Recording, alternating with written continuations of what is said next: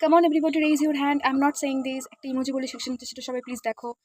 ক্লাসে যারা বকবক করো তাদের এখানে অন্তত মিউট রাখা দরকার, যারা ক্লাসে চুপচাপ থাকে তারা এখানে মিউট রেখে বসে আছে। নেহা, তুমি তোমার মাকে ডাকো, আমার কিছু বলার আছে। আমি মরে যাইনি যে সবাই মৌনতা ব্রত পালন করছো। যখন কথা বলার তখন কথা বলো, যখন প্রশ্ন করছে তখন উত্তর দিতে হয়, জানো না? এই তো তোমার মা দেখলাম খুন্তি করে তোমার ভাইকে মারতে যাচ্ছে, তুমি বলছো তোমার মা নেই। এখানে কি ঐশ্বরিয়া রায় বচ্চন ক্লাসে জয়েন করেছে নাকি যে সবাই এখানে স্কিন কেয়ার প্রোডাক্টের? এগুলো কি হচ্ছে? যখন মিথ্যে কথা বলবি সবাই মিলে আলোচনা করে মিথ্যে কথা বলো, সবার দিদা একসাথে মরতে পারে না। কালকে কি সবার দিদা এই দুধ চায়ের সাথে চকমুড়ি খেয়েছিল নাকি? আমি কি বলছি সবার কানে যাচ্ছে না? তুমি তোমার ভিডিওটা অন করো।